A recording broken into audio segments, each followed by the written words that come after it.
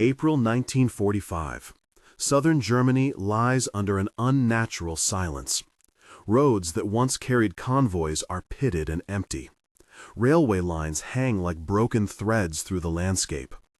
Town squares that used to bustle with markets and uniformed traffic now hold only trampled mud and abandoned bicycles. The war has not simply reached its end. Much of the apparatus that sustained it has failed. Food convoys no longer arrive on schedule. Warehouses stand stripped, and small units of soldiers and support staff drift away from their chains of command, trying to find shelter or safety in a collapsing state. Along a secondary road, shaded by hedgerows and dotted with ruined barns, a line of women moves slowly. They are not soldiers in the conventional sense. They are auxiliaries, radio operators, clerks, transport assistants, and civilians who once worked at field offices and depots. Their uniforms are faded and mismatched. Some wear skirts, some slacks. All of them have left boots scuffed with dust and dried mud.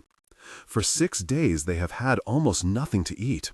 Their bellies are flat, their movements measured to conserve energy, their faces set in a kind of permanent caution. Hunger is present in their posture as much as in their eyes, a dull, constant ache that shapes every small decision. When the American jeeps appear, the low, boxy silhouettes cutting across the horizon, there is a moment of stunned stillness. The men who step from their vehicles carry gear and rifles, but they also wear broad-brimmed hats and speak in accents that mark them as far from the European cities of the front. Locals will later nickname them Cowboys. That name is less an insult and more a shorthand. Soldiers raised in open country, men whose childhoods had known horses, barbed wire, and hard graft. They bring with them a combination of military discipline and a frontier instinct for improvisation. The column slows. Eyes from both sides study one another, cataloging uniform details and weapons, measuring intent. The women cluster near a low stone wall, hands tucked at their chests, some gripping tin cups that clink softly against each other. A young radio operator presses a palm to her abdomen, trying to still the hollow sound that moves under the ribs. A woman in a faded uniform stands with a child's sweater wrapped around her shoulders. Not a child at all, but a woman holding an empty tin that once contained sugar. The air tastes of dust and damp concrete. A dog, thin and skittish, evaporates into the hedgerow and does not return. The soldiers dismount with practiced efficiency. Their movements are economical. Rifles are slung but not pointed. They form a loose perimeter, lowering the immediate sense of threat. There is an obvious operational dilemma. The Geneva Conventions and long-standing codes of military conduct require humane treatment for non-combatants and surrendered personnel, but those rules exist alongside the immediate realities of supply shortages, the fog of risk in an active theater, and the possibility, however unlikely, that an enemy presence could exploit an act of generosity.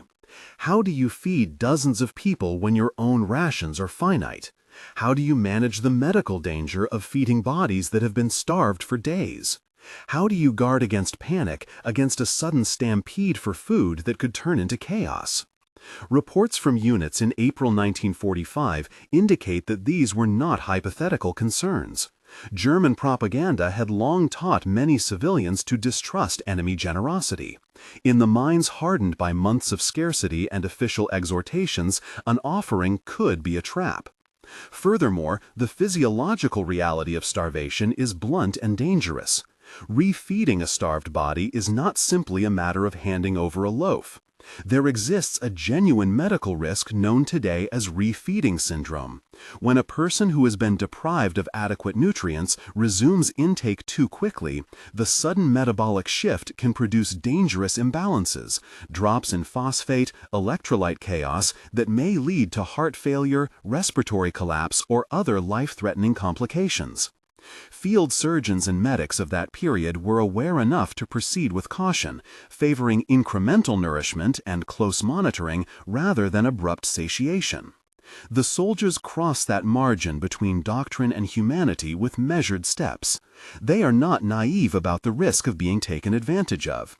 At the same time, their training and morale under pressure push them toward a pragmatic code: keep people stable, reduce potential hostility, and maintain order.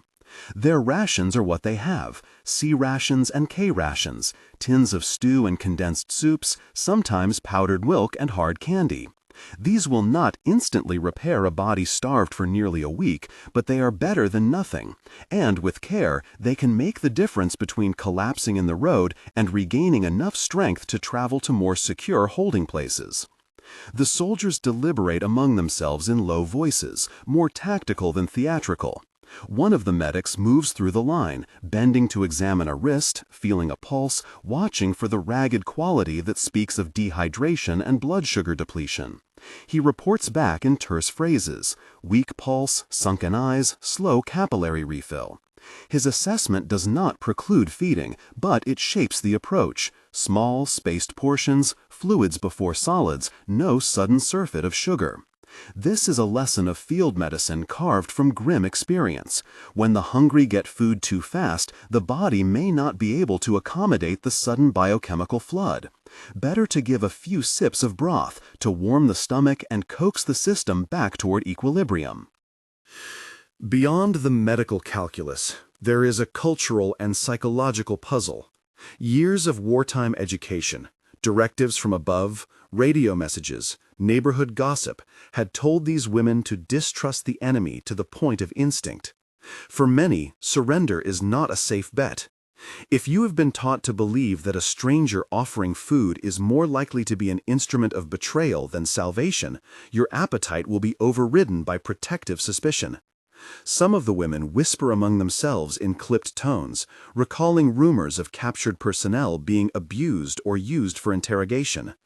Others stare straight ahead, as if distance could shield them from the immediate vulnerability of reaching for a tin cup held out by the hand of a uniformed stranger.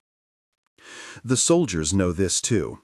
A small act of feeding could be interpreted as an opportunity to disarm and control, but it might just as plausibly prompt fear, a mass refusal to accept aid.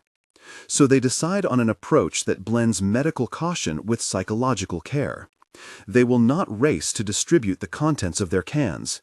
Instead, they will create a controlled environment, a guarded perimeter, a handful of medics and non-commissioned officers to supervise, a makeshift warming point where kettles can be heated, and an explicit gesture, not loud or performative, but steady and non-threatening, of offers presented at eye level, held with open palms rather than thrust forward. The local nickname, Cowboys, proves to be less about swagger than method. The men from Texas, Oklahoma, and New Mexico carry habits born from ranch work. They know how to repair a fence with little more than a piece of wire and a stubborn hand. They can cook over an open flame. They can read the mood of a group and know when to speak and when to lean back. Those habits translate into a particular style of field compassion. They move with an economy that reads as calm authority. They light a fire in an overturned barrel, not with ceremony, but because heat is needed to sterilize and to prepare broth. They arrange blankets in a semicircle, not to parade their charity, but to create a physical cue that the place is under control and that anyone approaching will be attended to. The first improvisations are practical and immediate. Soldiers pass around cans of broth and sliced meat, but not in full servings. They spoon out thin, warm broth into dented cups and hold them out on level palms. A non-commissioned officer crouches at eye level with the nearest women, speaks in clipped, simple German that most have some familiarity with, words of reassurance rather than commands. Reports from the patrol note the choice of posture, kneeling, not looming. A medic ties up a bandana and uses it to wipe a tin cup, then turns it so the lip does not brush the recipient's hand. It is small protocol, gestures that insist on dignity. Yet nothing about dignity is guaranteed by gestures alone. The first attempts to transfer fluids are met with hesitancy. A woman with a name tag faded beyond recognition accepts a cup and brings it to her lips, then freezes. The cup trembles. Others step back as if the air between them and the soldier were charged. Someone whispers the old rumors: poisoned wells, compromised food. The soldiers answer this in the only currency that seems to matter: consistency. One soldier keeps a kettle simmering and places the cup before each woman in the same way, every few minutes, not pressing but not retreating either. The rhythm becomes its own form of reassurance, slow, repeated, steady. There are structural constraints that shape every move. The soldiers have limited manpower to guard a large group while distributing food. Leaving a perimeter undermanned could allow armed elements sympathetic to retreating forces to attempt an intervention. The presence of children or elderly further complicates the priorities. Medics must triage those with the worst vitals without creating a crowd that could overwhelm the fragile logistical capacity.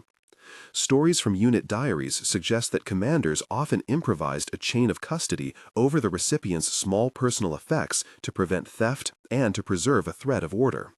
Mostly, though, they relied on small, repeated acts. Ration cards in some cases, marked cups, a medic's notebook logging recipients who required particular attention. Even as they set up the controlled feeding, the soldiers must think about the next steps. Stabilizing the women at the roadside is a temporary success. The longer-term requirement is transfer to a processing center where sustained care can be given. Nearby villages have been converted into impromptu holding spaces, schools with desks pushed aside for stretchers, barns scrubbed to create sleeping space, municipal buildings commandeered for administration. Getting the women to those places requires transport, security, and a chain of custody that honors both humanitarian obligations and military prudence.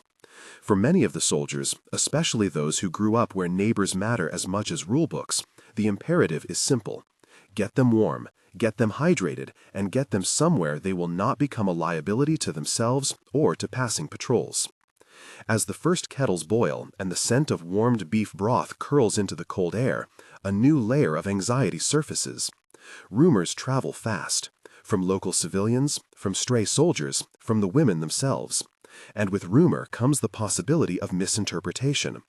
Some locals watch the scene from shuttered windows or gauzy curtains, assessing whether the American presence will bring looting or protection. Older men who remember the early days of the occupation glance at the soldiers' hats and relish the familiarity of accents. Younger townsfolk who have heard only fearful reports about the advancing front stay indoors. The soldiers are aware of these watchers. Their gestures of kindness will be read not only by those standing before them, but by all the eyes that track their movements. There is also an unspoken danger grounded in human biology. When a bowl of hot, salty broth finally reaches a starved stomach, it can bring relief that borders on physical shock. A thin woman lifts the cup with both hands, closes her eyes for a second as if to gather courage, and sips. The liquid is warm, not rich. It brushes the inside of her mouth and slides down with a peculiar lightness. She inhales, and the breath returns not buoyant but measured. Others follow, tentatively. The sounds that fill the clearing are small: the clink of metal on metal, the muffled exhale of someone who has tasted something that was not there for days. Even at this early stage, the soldiers maintain the pace. Portions are small, and medics take notes. Who vomited? Who slept after a cup? Who requested water? The men ration sugar tablets for those who show signs of hypoglycemia. They avoid dumping biscuits into the hands of every recipient. Field experience and training suggest that caloric bombs, large starchy meals, or too much sugar can do harm as much as good. They elect instead for incremental care, frequent small feeds, observation, and a plan to move the sickest toward the nearest available facility. Beneath these logistical calculations, something quieter begins to happen. The initial hard edge of suspicion softens in tiny increments. It is not dramatic, it is not sudden. The woman who sipped the broth does not leap to embrace the soldier who offered it. She does, however, place the empty cup on the ground in front of her and look up with an expression that registers surprise at the absence of malevolent intent. A few more sips follow. Fingers that once clenched into fists around empty tin cups relax, hold, and then offer the cup back. Murmurs start. Not trusting laughter, not yet, but a stringing together of words that had been kept inside for 6 days. The soldiers who orchestrate the feeding are careful to interpret these small openings as fragile. They do not mistake a tentative sip for a full acceptance. They do not declare the crisis over. Instead, they rely on the work of repetition and the maintenance of controlled surroundings. Their discipline is twofold: a medical patience to avoid refeeding complications, and a social patience so that those who have been trained to expect harm can see, in repeated small doses, that this is not what they have been taught to fear. There are moments of human detail that cannot be planned. A woman presses the heel of her hand against her brow and cries without sound. Someone near the hedge removes a child's sweater to warm another's shoulders.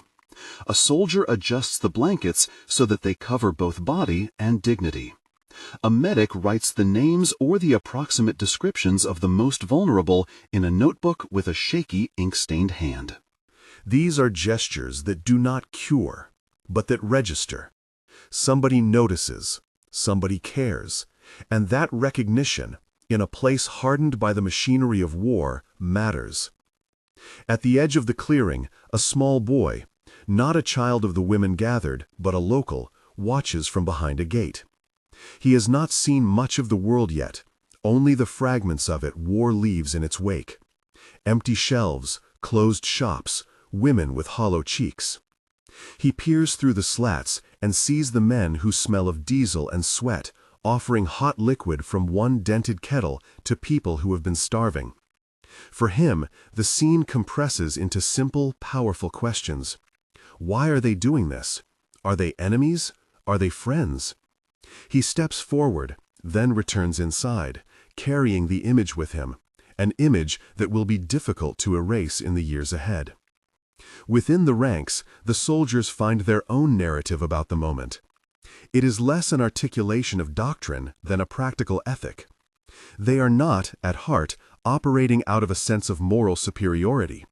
They are operating out of the recognition that unattended suffering is a source of disorder, and that helping to nurse these people back to a minimum level of functioning is both humane and strategic.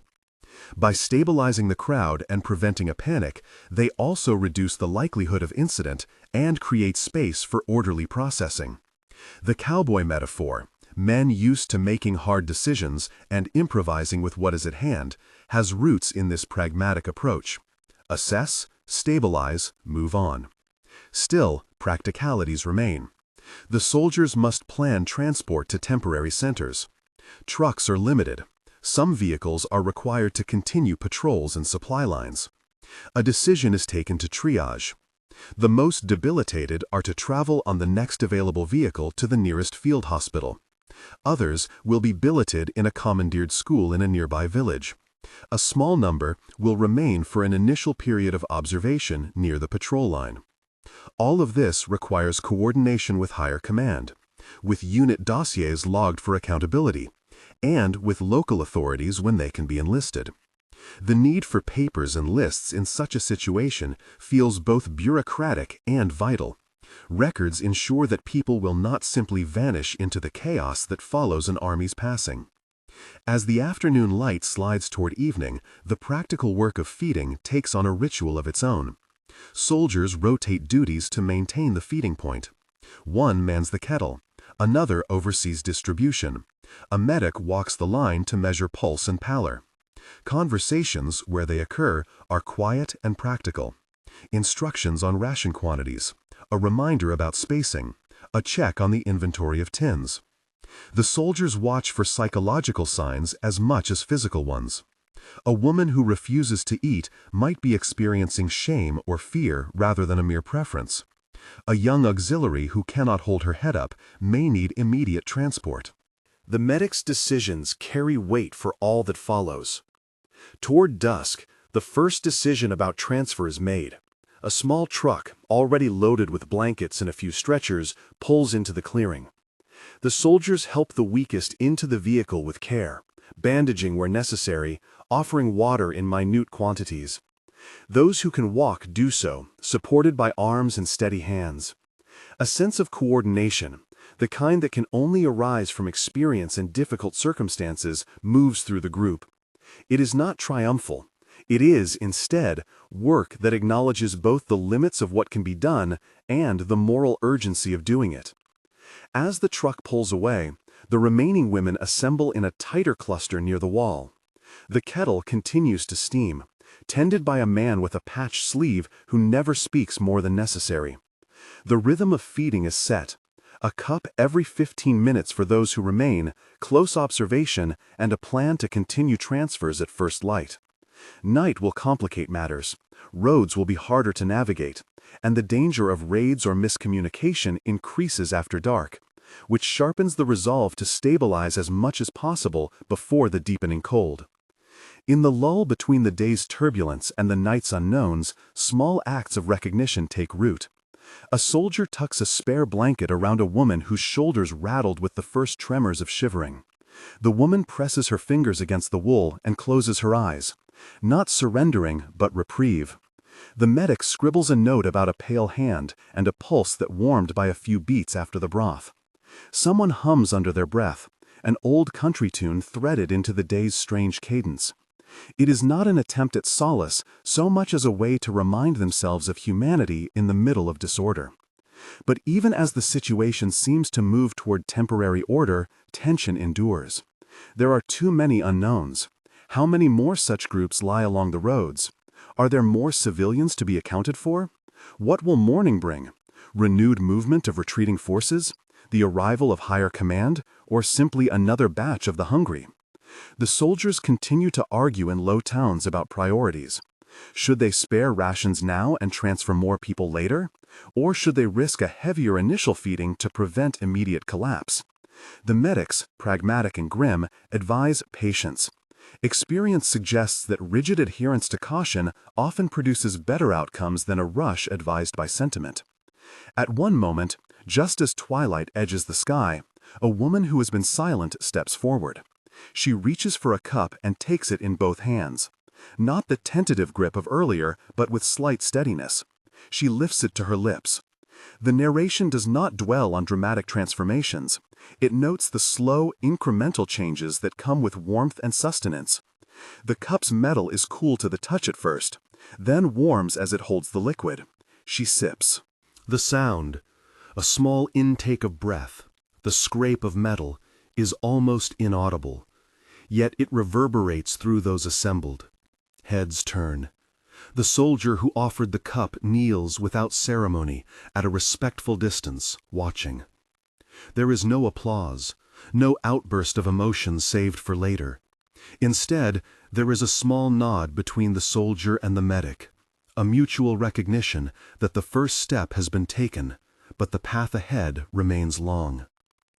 This is the point at which the first day's operations close, but without closure. The temporary calm that settles over the road is provisional. The men in wide-brimmed hats have acted with discipline and compassion, yet they do not imagine that one kettle or one truck will solve the deeper problems created by 6 days of starvation and the broader collapse of supply networks. They are aware that they have created a fragile space for healing that must be defended, resupplied, and extended if possible.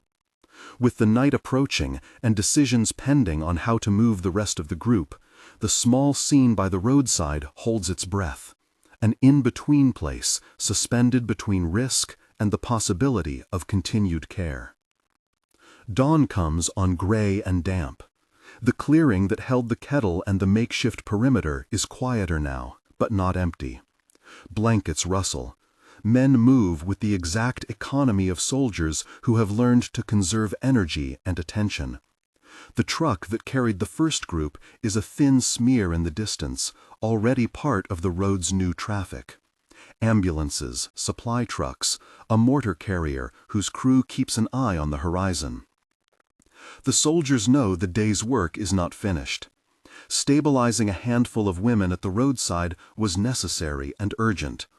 Turning that stabilization into sustained care will demand more time, transport, and cooperation from units farther up the chain. Morning light reveals details that night had softened. Faces look slightly less hollow when the stomach is warmed. Hands show less trembling.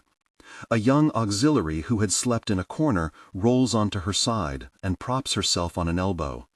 Her hair hangs in a loose braid. She blinks at the world with a slow focus, as if relearning how to see. A medic checks her pupils, listens to her breath, measures the temperature with practiced fingers. The pulse is still thin, but it answers. That, here, is a small victory, a biological yes to continued care. The practical work unfolds like a slow-moving machine. Command channels are contacted. Requests for transport are repeated, routed, and endorsed. Nearby village officials, if any remain, able and willing, are consulted.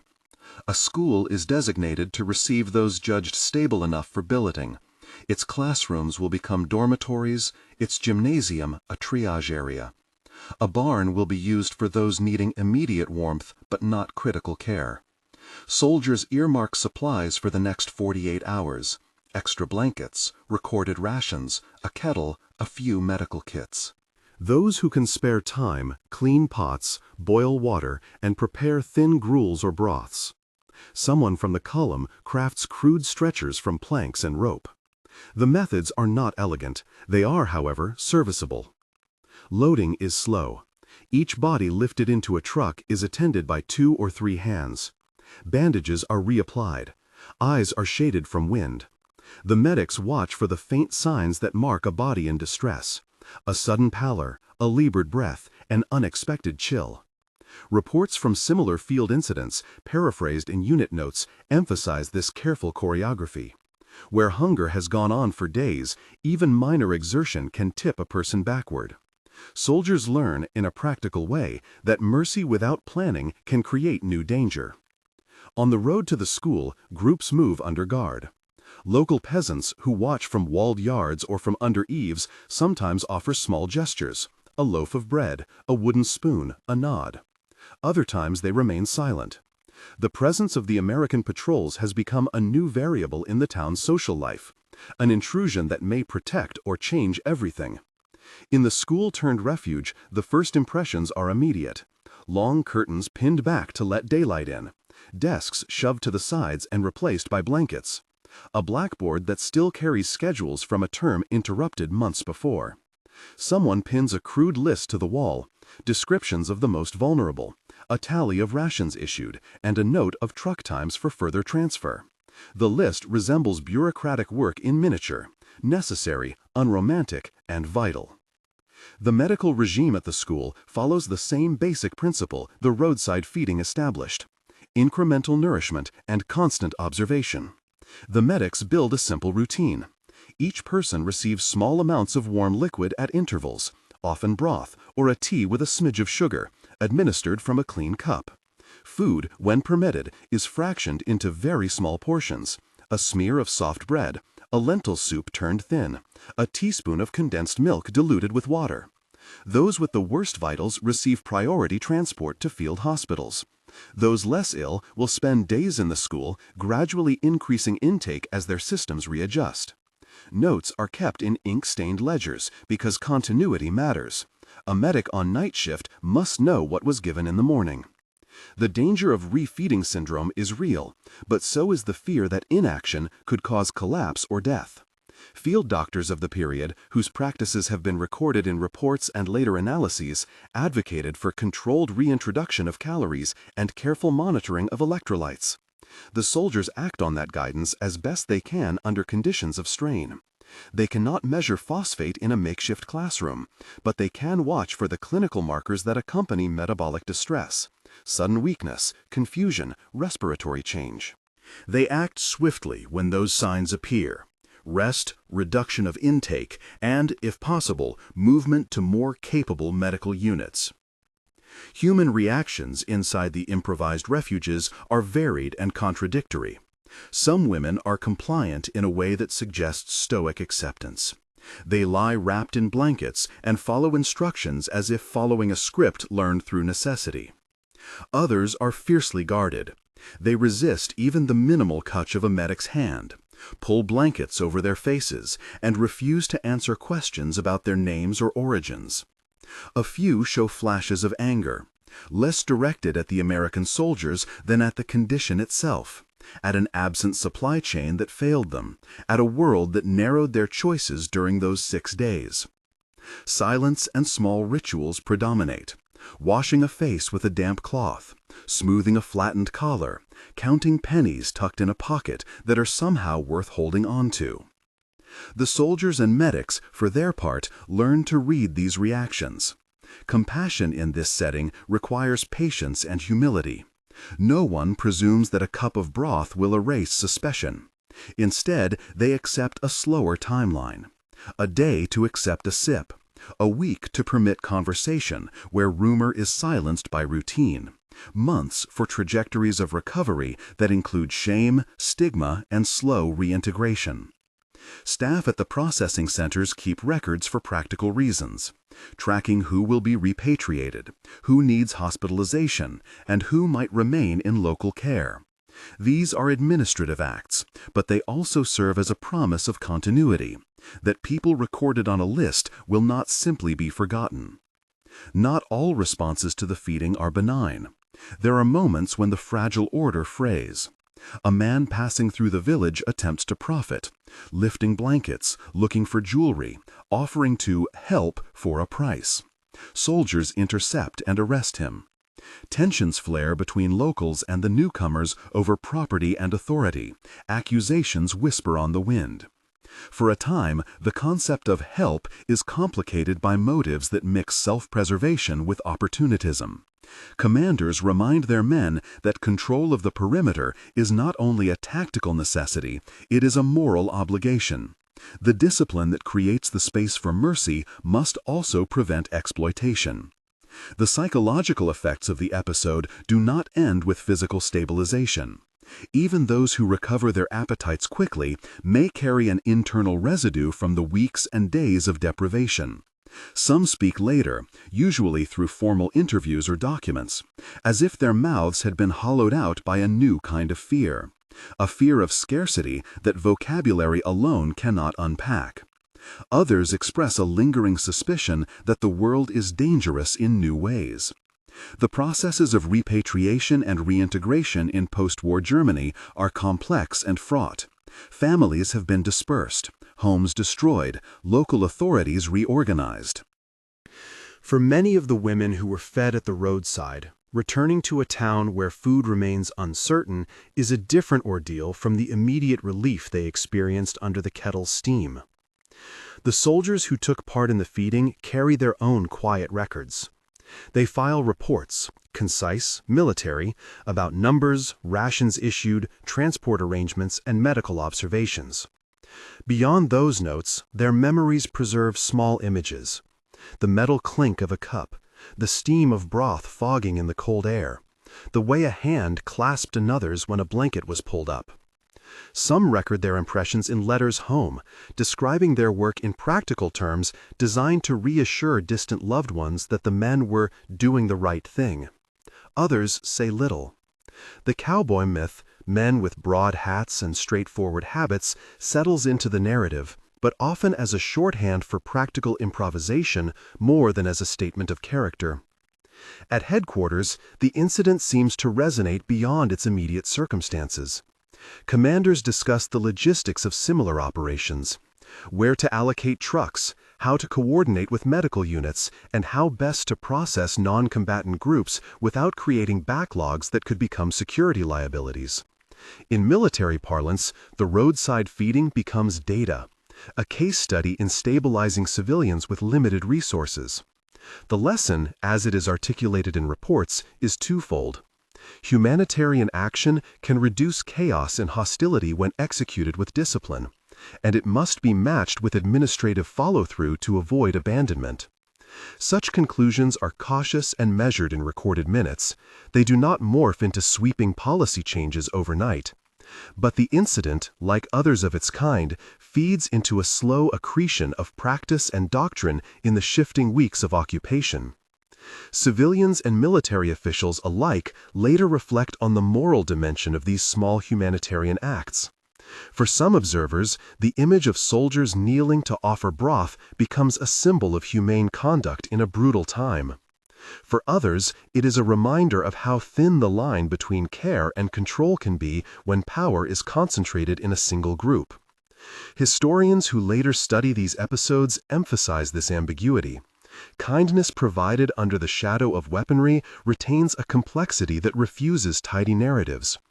The soldiers' motives were mixed: practical, strategic, compassionate in varying measures, but the outcome in many cases was that immediate suffering was reduced and order preserved. The process of repatriation begins in fits and starts. Some women have relatives or acquaintances waiting in nearby towns. Their transit is coordinated through provisional municipal offices. Others lack any discernible destination and must be recorded as displaced persons, set aside for longer-term processing under occupying authorities. The paperwork is a tangle of categories: civilians, auxiliaries, displaced, suspected collaborators. The classification matters because it affects where people will go and who will fund their continuing care. A woman noted as a radio auxiliary might find herself treated differently in official channels than a woman listed merely as a civilian. The soldiers at the scene, aware of this, attempt to be as precise as possible in their descriptions without overreaching into labels that they cannot verify. Beyond the administrative wrangling lies a human seam of longer-term consequences. Some of the women who received the roadside feeding will make slow recoveries and return to private life with stories that are rarely publicized. Others will carry scars, both somatic and psychological, that shape the remainder of their lives. The community reception they find upon return is unpredictable. In places where scarcity remains intense, survivors may be viewed through a lens of suspicion or envy.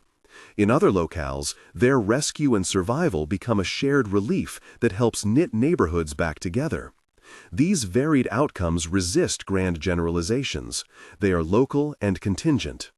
For the soldiers, the episode shapes how they tell their own wartime stories. The images of steaming kettles and careful portions become a counterpoint to their memories of combat, patrols, and loss.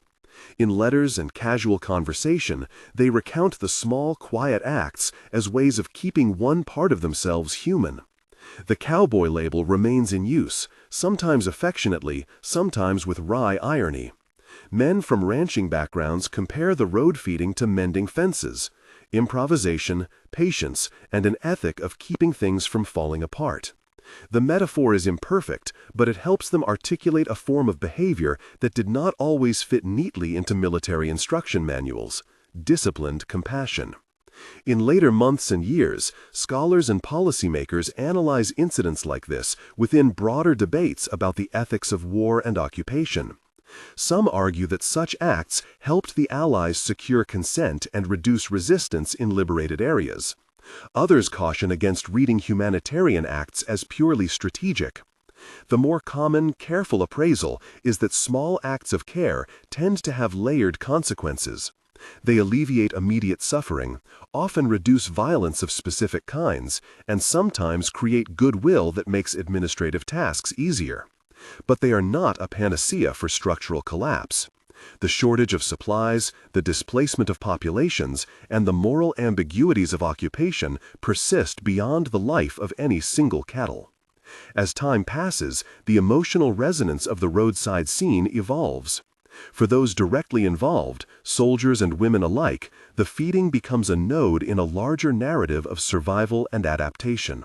The details that remain vivid are sensorial: the smell of beef broth and smoke, the metallic tang of a tin cup, the hush that settled when the first sips were taken, the quiet rubbing of hands to warm them. These images circulate in private memory, sometimes surfacing in letters years later, sometimes kept as interior tokens that never find public expression. For historians, the scene serves as a case study, an example of how small, disciplined humanitarian gestures operated at a micro level within the maelstrom of the closing months of war. The larger military context is not erased by such moments of care. Supply lines remain vulnerable, units must continue operations, and political decisions in far-off capitals will shape the policy environment. Yet within the space that these soldiers carved, by tending to the hungry under the crude shelter of a barrel fire, the relationship between power and mercy was made less absolute. Mercy required planning and restraint. It required the discipline to ration and record.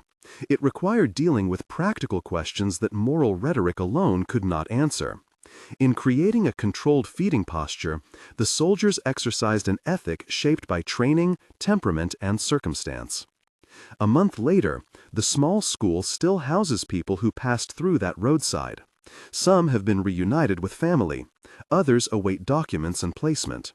The records compiled by medics and officers provide a modest archive, lists of ages, descriptions, notes on reactions to feeding, that later serve researchers and relief organizations. Where possible, these records help trace the arc from immediate care to longer-term recovery. They also reveal the limits. Not everyone returned to the place they had left.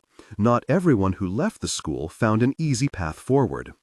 The moral texture of the episode persists in quieter ways. Soldiers who engaged in feeding operations sometimes returned to the same regions later as part of occupation duties. They recognized faces in markets or repaired the same kettles used months before. Those small recognitions, nods exchanged across a distance, a cooked meal shared at a table under more normal circumstances, are perhaps the most telling markers of change. Sustained assistance, not a single act of generosity, proved to be the measure of real rehabilitation. When historians assess the import of such episodes, they often emphasize the principle that shaped them. Humanity in war is not only a moral ideal, but an operational tool. Caring for civilians and displaced persons can reduce the potential for chaos, lessen retaliatory violence, and create conditions where civil order can reemerge. Yet the principle carries obligations. It requires resources, planning, and follow-through. The roadside feeding is illustrative because it combined compassion with discipline. It did not romanticize suffering, nor did it ignore constraints. That combination, pragmatic mercy, matters. There is also a cultural lesson embedded in the cowboy image. The soldiers' rural backgrounds contributed practical skills, open-fire cooking, improvised repair, stoic endurance that translated into the field in ways not prescribed by doctrine. But the cowboy label should not flatten or sentimentalize the moment. These men were trained soldiers in an institutional framework. Their actions were constrained and shaped by command, law, and circumstance. The frontier ethic was a seasoning rather than a substitute for military order. The women who received care at the roadside never uniformly experienced that care in the same way. Some later wrote, or were interviewed, about gratitude mingled with shame. Others recounted the lingering social awkwardness of returning to communities where shortages continued. Still others kept silent, their experiences absorbed into private histories. The variety of outcomes resists a single tidy moral summary. The act of feeding was important, sometimes life-saving, and often dignifying, but it did not erase the broader realities of loss, displacement, and social breakdown that accompanied defeat. In the years that followed, the image of American soldiers administering care in liberated or occupied areas entered broader cultural memory in different forms: commemorations, memoirs, and historical narratives. Within those accounts, isolated acts like the roadside feeding were sometimes elevated to emblematic status. Such elevation is not entirely inappropriate. Small acts can illuminate much larger truths. But it needs tempering. The truth this episode tells is not that compassion triumphed over the machinery of war, but that disciplined acts of care can create openings where human trust is possible. These openings are narrow and must be defended and sustained. Back at the clearing where the kettle once steamed, the road resumes its ordinary function over time. Vehicles travel the same ruts, now carrying supplies, later carrying reconstruction materials. The ephemeral centers of refuge evolve into more permanent arrangements, coordinated by civil authorities and relief agencies. The moment of feeding recedes into a broader tableau of recovery. 1,000 small acts and policies accumulate into the work of rebuilding. For those who were present, the memory of a warm cup against parched lips remains sharp. For the communities that observed the scene, the incident is folded into the complex local history of occupation, survival, and reconstruction. The episode ends not with a tidy moral, but with a layered one. 6 days of hunger were met by men who blended discipline and improvisation. They managed risk and acted with care. They were neither saints nor villains. They were soldiers operating within the constraints of a collapsing logistical system and the moral demands of wartime conduct. The feeding did not single-handedly rewrite the fate of a nation, but it did change the lives of dozens of individuals who passed through that clearing on a narrow road in southern Germany. In that sense, the title's promise holds.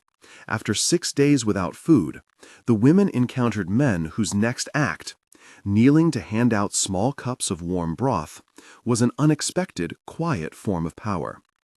What lingers is a set of modest truths. First, small acts of disciplined compassion matter. They can reduce immediate suffering and create conditions for order. Second, mercy in war requires practical thinking, rationing, medical caution, and administrative follow-through. Third, cultural backgrounds shape how soldiers act, but institutional frameworks determine how those acts are recorded and sustained. Lastly, recovery is gradual. No single cup of broth undoes the damage of deprivation, but a sequence of careful acts can begin the longer work of healing. This roadside episode is a microcosm of a larger historical pattern. As Allied forces advanced into the ruins of a collapsing state, they repeatedly faced the same problem: how to feed and protect civilians and auxiliaries who had been abandoned by the systems that once supported them. The answers were rarely elegant. They were, however, sometimes effective when discipline and compassion met in the field. That is the story the clearing tells, not a triumphal narrative, but a human one, measured, partial, and intimately connected to the everyday choices made by soldiers and medics who chose to care. If this account raised questions for you about wartime humanitarian practice, about the medical challenges of feeding the starved, or about how small acts of mercy interact with military necessity, a number of contemporary sources provide deeper context. Field reports from April-May 1945, medical manuals addressing starvation and refeeding, and scholarly studies on civilian experiences in late-war Germany. Exploring those materials offers a fuller appreciation of both the limits and the moral weight of similar interventions.